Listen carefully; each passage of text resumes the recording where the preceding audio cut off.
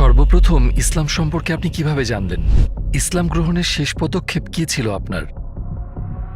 আপনার পরিবারের প্রতিক্রিয়া কেমন ছিল? আমি তখন লিফটে ছিলাম, ভাবছিলাম এত বড় বড় আরব লোকগুলো, তাও আবার বন্দুক হাতে। কিছুক্ষণ পর একজন সাদা মহিলা। মনে মনে ভেবে নিয়েছিলাম যে ওরা হয়তো বলছে যে ওই সাদা চামড়ার মহিলাকে পরে মারবো। আমি বললাম আমি কোনোভাবেই মুসলিম হতে পারবো না, কোনো মতে সম্ভব না। আমি কোরআন বন্ধ করলাম আর ভাবলাম, ও গড, লোকজন ভালো, বইটা আশ্চর্যজনক। আসসালামু আলাইকুম লরেন, আমাদের আমন্ত্রণ গ্রহণের জন্য আপনাকে ধন্যবাদ। আপনাকে আমাদের মাঝে পেয়ে আমরা আনন্দিত। আমি এই প্রশ্ন দিয়ে শুরু করতে চাই, লরেন বুথ কে? সংক্ষিপ্তভাবে আপনি আপনার পরিচয় দিন। সালাম আলাইকুম ওয়াহ রাহমাতুল্লাহ ওয়াহ বারাকাতুহু। বিসমিল্লাহির রহমানির রহিম। আমার নাম লরেন বুথ।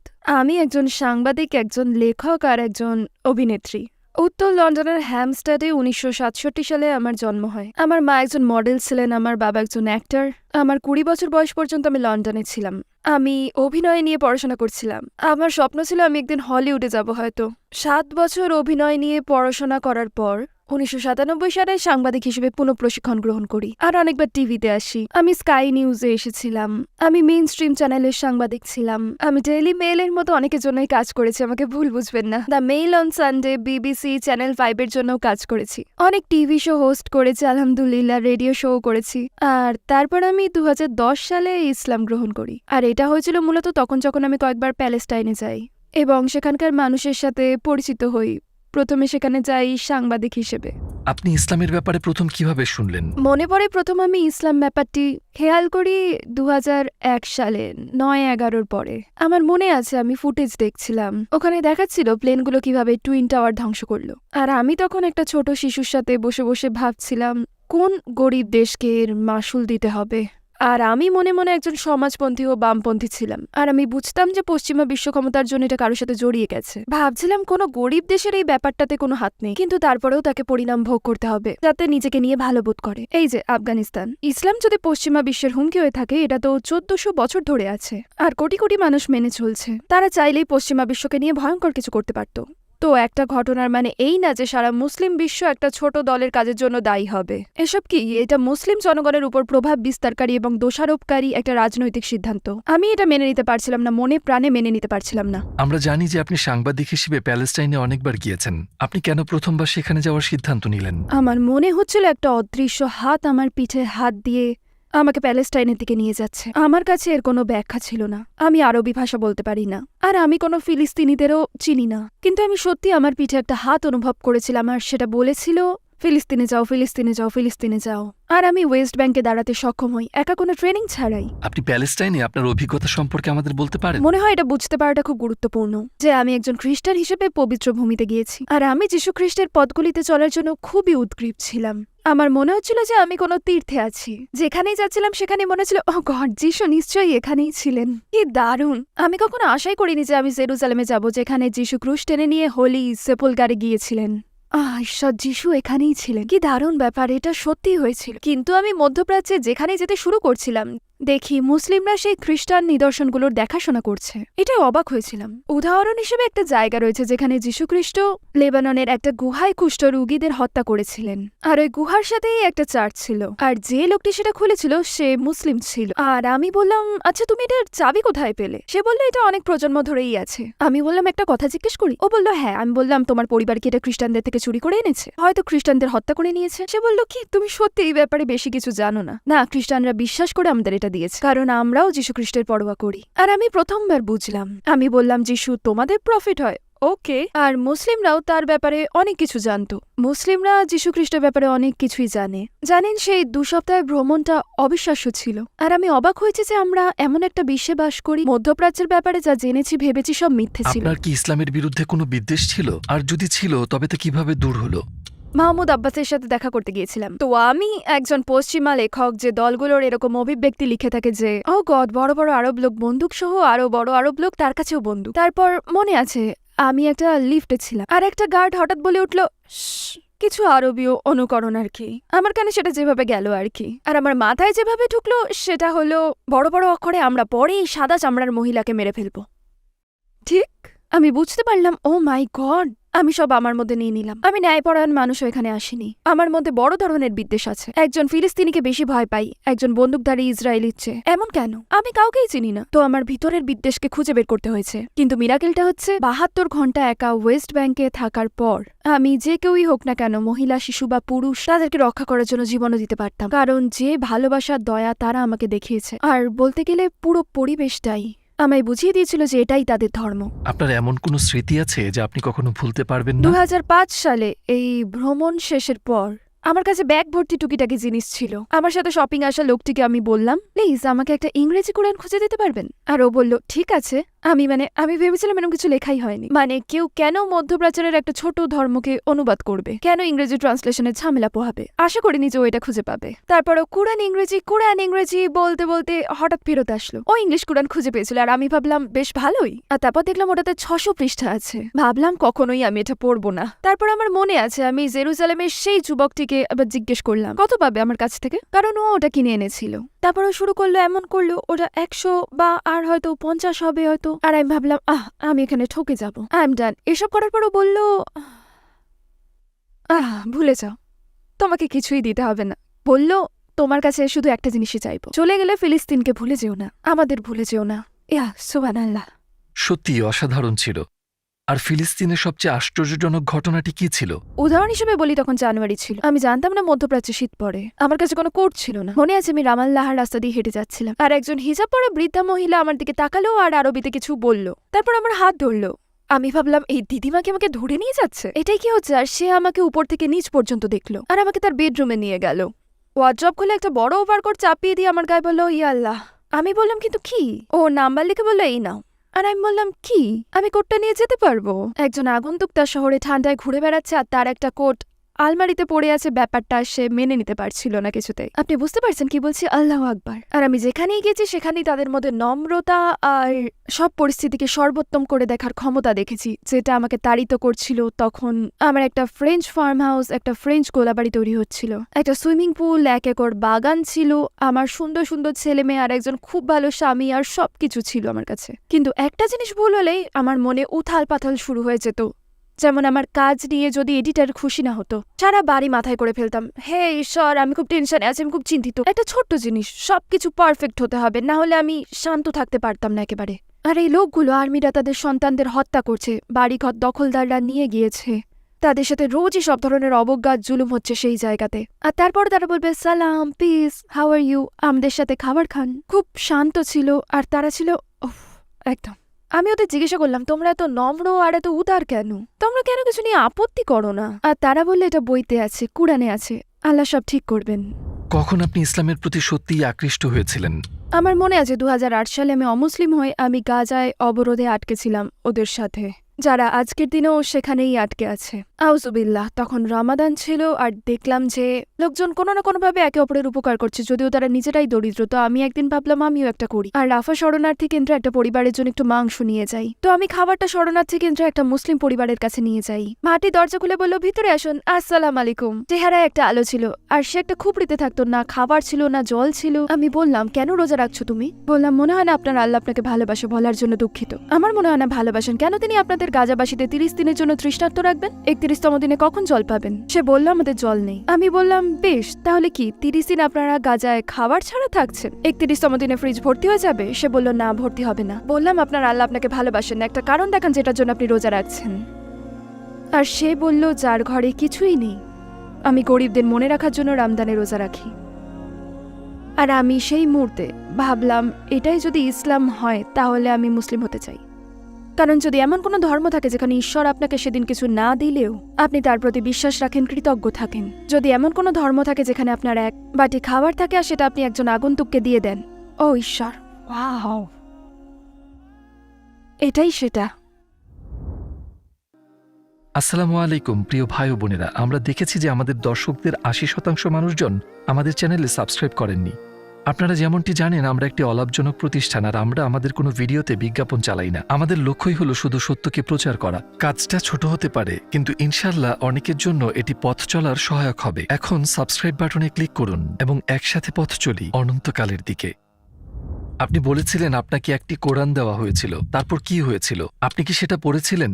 তো আমি এই পবিত্র কুরআন একটা উপহার হিসেবে পেয়েছিলাম। আর একদিন যখন আমার বাচ্চারা কাজে ছিল তখন সেটা খুললাম আর ভাবলাম আচ্ছা হাত ধুয়ে নি। আমি জানি ওরা হাত ধুয়ে না, এটা খুব গুরুত্বপূর্ণ বই, আমি এটা গুরুত্বের সাথে নিলাম। আমার ধর্মগ্রন্থ না হলেও এটা ধর্মগ্রন্থ হতে পারে, আসল ধর্মগ্রন্থই, তো আমার এটা সম্মানের সাথে পড়া উচিত। আমি আলফা দিয়ে বললাম আর ভাবলাম ওকে, এটা অনেকটা ঈশ্বরের প্রার্থনার মতো। একই জিনিস, একই ঈশ্বরের প্রার্থনা করো, তার কাছেই চাও, তার প্রতি কৃতজ্ঞ হও, খারাপ হয়েও না, ভালো কাজ করো, আমি ঠিক আছি। তো সূরা ফাতিহা ঠিকই ছিল, এটার সাথে আমার খ্রিস্টান মতামতের মিল ছিল। তারপর এলো সূরা বাকরা, যেখানে এক আয়াতে বলা হয়েছে যে অনেকেই ছিল যারা বলতো যে তারা বিশ্বাস করে, কিন্তু তাদের মনে ছিল ভণ্ডামি এবং তারা জানতো তারা সত্য কথা বলছে না।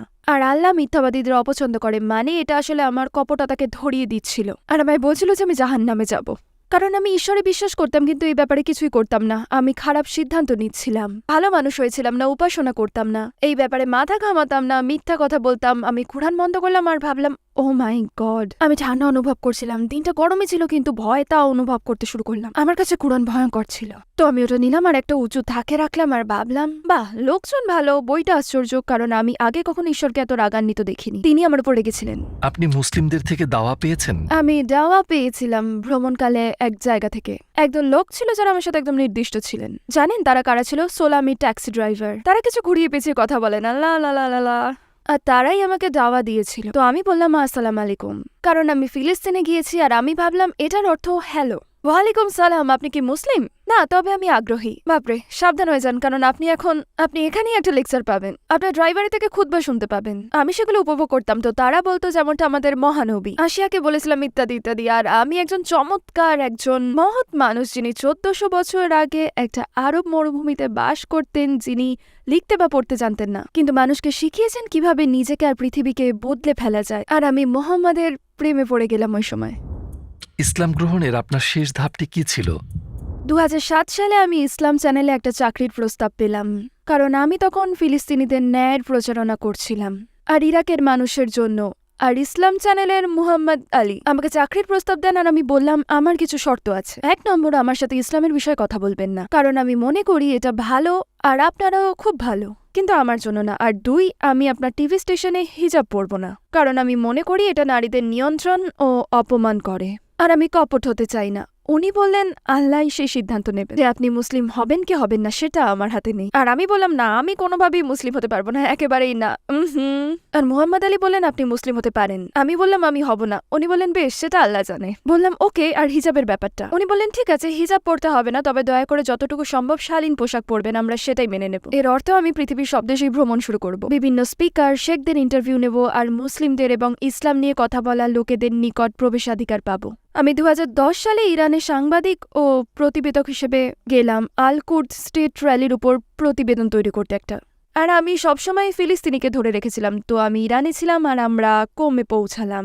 আমরা দূরে কোথাও যাচ্ছিলাম আর তখন রামদান ছিল। আমি মসজিদে গেলাম। আমি যখন মসজিদটায় গেলাম তখন ভাবলাম আচ্ছা, আমার মনে হয় আমি সম্পূর্ণরূপে অজু করলাম, কিন্তু আমি নিশ্চিত, হ্যাঁ আমার মনে হয় আমি আমার ভ্রমণকালীন বান্ধবীর সাথে অজু করছিলাম। আমি যখন প্রবেশদ্বার অতিক্রম করলাম তখন আমি একটা দোয়া করলাম, বললাম আল্লাহ যা দিয়েছো তার জন্য ধন্যবাদ, আমি আপনার কাছে আর কিছু চাইবো না, এখন আপনি ফিলিস্তিনের উপর রহমত বর্ষণ করুন। আর তারপর আমি চারপাশে দেখতে লাগলাম চুপি চুপি রিপোর্ট করার জন্য। আমার কাছে একটা আইফোন ছিল আর আমি ভাবলাম বাহ, এটা একটা বিশেষ প্রতিবেদন হবে। আপনি একটা ইরানি প্রার্থনালয় রামদান মাসে, আপনার কাছে একটা গল্প আছে, পৃথিবীর সব প্রান্তে এটা বিক্রি করতে পারবেন। আমার মন তখন খুব ধার্মিক অবস্থায় ছিল না, এমন ছিল না ও আমি মুসলিম হতে চাই। আমি সত্যি বলতে ওখানে একটু নাক গলাতে আর লুকিয়ে কিছু ছবি তুলতে গিয়েছিলাম, কিন্তু যখন আমি প্রধান জায়গাটায় গিয়ে বসলাম আমার মনে হচ্ছিল আমি একটা শান্তিপূর্ণ ঝর্ণার নিচে বসে আছি, যেন আমার মনের সকল দুশ্চিন্তা চলে গিয়েছে। আমার মনে তখন শুধু শান্তি ছিল, নিজের নামটাও ভুলে গেলাম। আমি পুরোপুরি লরেন বুথ ছিলাম না তখন। সেই সৃষ্টি, আত্মসৃষ্টি, আত্মাভিমান, হেন তেন যাই ছিল না কেন সব চলে গেল। অনুভূতিটা সর্বশ্রেষ্ঠ ছিল আর আমি নড়তে চাইছিলাম না। তো আমি রাতে ওখানেই ঘুমালাম আর সকালবেলা অজু করে ফজরের সলাত আদায় করলাম। আমি জানতাম ওই মুহূর্তে আমি মুসলিম হয়ে গিয়েছিলাম। সেই মুহূর্তে আমি জানতাম আল্লাহ এক এবং মুহাম্মদ আল্লাহর রাসূল 100%।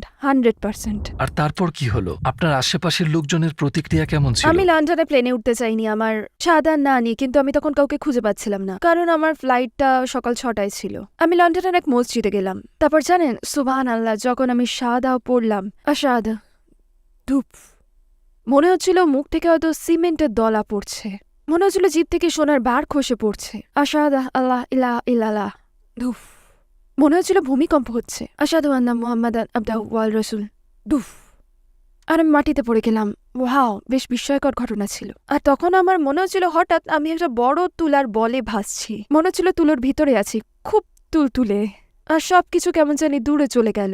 পরদিন যখন আমি আমার বাচ্চাদের নিয়ে স্কুলে যাই, তারা সামনে দিয়ে দৌড়ে গেল আর আমি বাড়ি থেকে বের হলাম। আমি ভাবলাম তুমি হিজাব পরোনি। আবার ভাবলাম আমি তো এখন ইরানে নেই। তুমি হিজাব পরোনি, তুমি হিজাব পরোনি, তুমি নগ্ন হয়ে আছো। আর আমি দরজা থেকে বেরোতে পারছিলাম না। আমি ভেতরে গেলাম একটা স্কার্ফ খুঁজতে, যেটা একজন আমাকে দিয়েছিল। বেশ আজব ভাবে কোনো মতে তখন আর কি মাথায় চাপালাম। সেই স্কার্ফ পরে মেয়েদেরকে নিয়ে তারপর স্কুলে গেলাম। আর ওরা বলল, মা তুমি হিজাব পরে আছো কেন?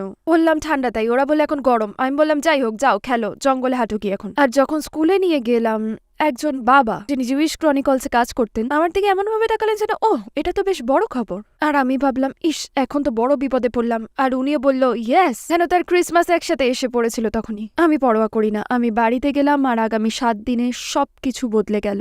আমি সলাত আদায় করতে চাইতাম, আল্লাহর কাছে কাঁদতে চাইতাম, মাটিতে মাথা ঠোকাতে চাইতাম, যেমনটা মুসলিমদের করতে দেখেছি। আর দুটো জিনিস বারবার বললাম ধন্যবাদ আর দুঃখিত। আমি বললাম ধন্যবাদ এই জীবন দেওয়ার জন্য, যত ভালোবাসা পেয়েছি তা দেওয়ার জন্য, আর যা যা চিনতে পারিনি তার জন্য। মানে আমার সুন্দর মেয়েরা, আমি ভালোবাসা চিনেছি, সুযোগ পেয়েছি, ভালো পরিবার পেয়েছি, আর আপনাকে চিনেছি, ধন্যবাদ। আর তারপর বললাম দুঃখিত, আমি অনেক দুঃখিত। আর আমি 1 সপ্তাহ ধরে কাঁদলাম।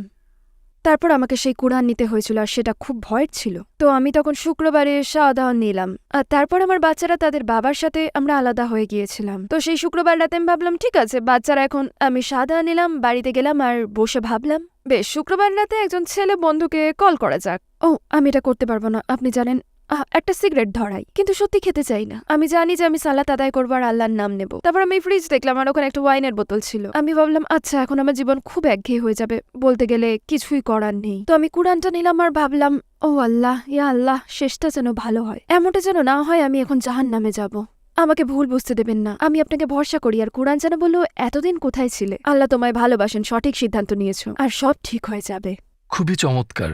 আপনার পরিবারের প্রতিক্রিয়া কেমন ছিল? আমি ভেবেছিলাম পরিবার জানলে একটা বিশাল ব্যাপার বানিয়ে ফেলবে। আমি মুসলিম হয়েছে শুনে মা খুব ব্যঙ্গ করলেন, বলল তুমি পাগলদের সাথে যোগ দিয়েছো, তুমি পাগলদের দলে ঢুকেছো, তুমি কি এখন জঙ্গি হবে? তারা আমাকে নিয়ে অনেক ভয় ছিল, কিন্তু আমি খুব ভালো হয়েছিলাম ইনশাআল্লাহ।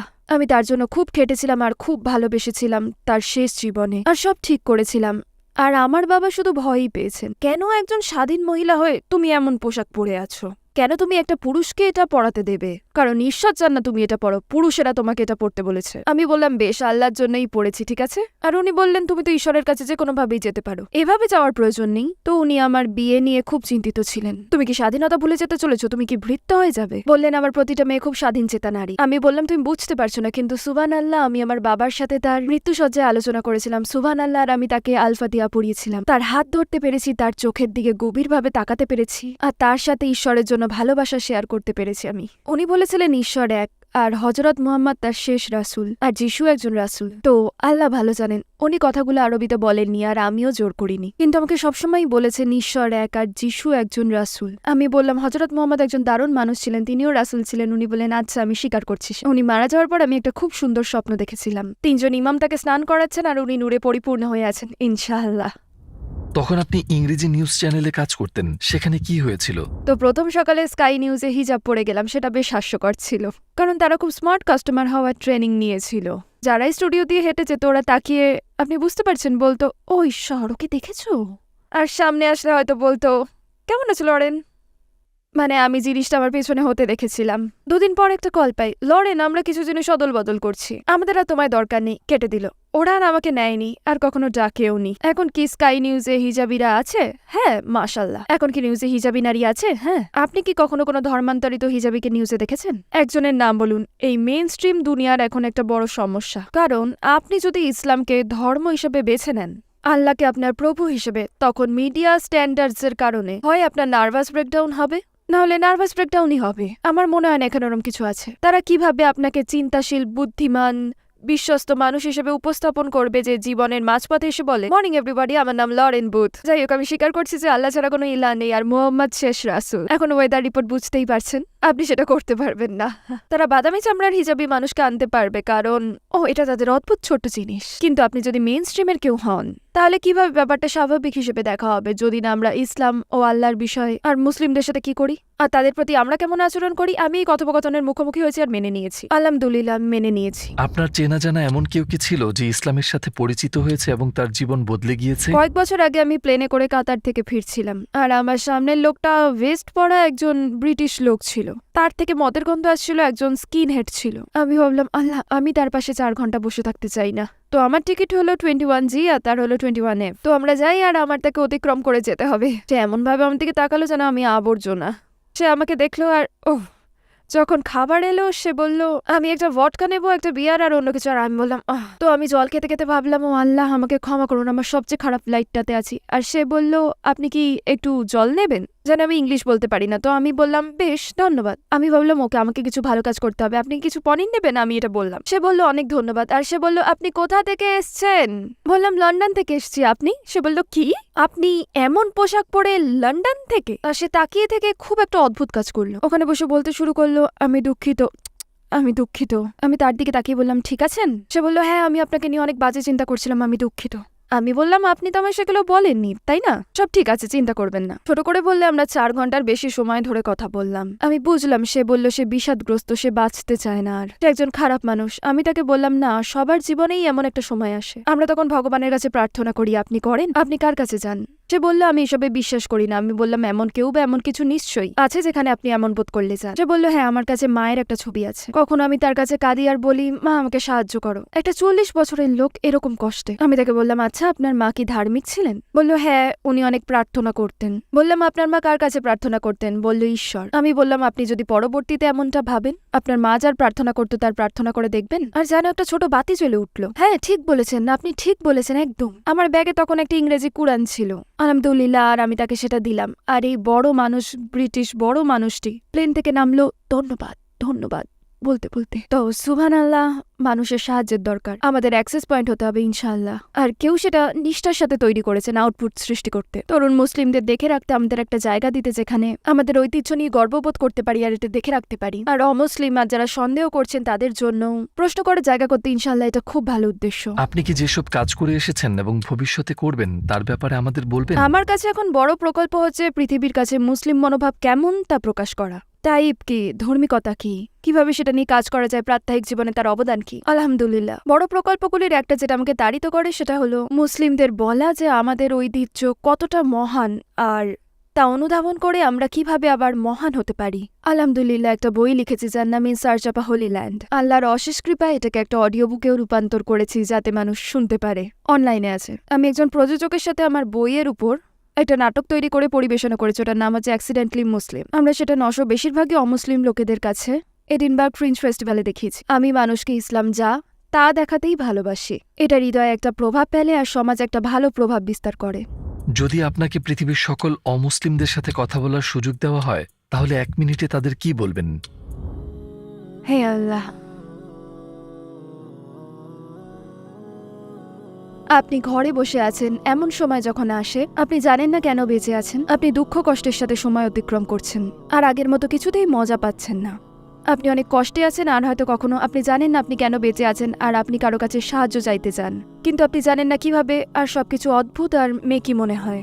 ঈশ্বর এক, যখন এরম মনে হবে একটা গোলাপ ফুলকে দেখুন, বাগানের একটা গোলাপ ফুলকে দেখুন আর ভাবুন এটা আমাদের সুবাস দেয়। আপনার এমন মনে হলে মৌমাছিদের দেখুন আর ভাবুন মধু কত সুন্দর, কত সুস্বাদু, এটা একটা নিরাময়ও। গলা ব্যথা করলে আমরা এটা খাই। শুধু ভাবুন কিভাবে প্রকৃতি আমাদের পাশে আছে, কত সুন্দরভাবে বৃষ্টি পড়ে মাটিতে যায়, গাছের শিকড়ে যায়, তারপর গাছে পাতা হয় বা ফুল হয়, তারপর সেই ফুল ফল হয় যা আমরা খেতে পারি।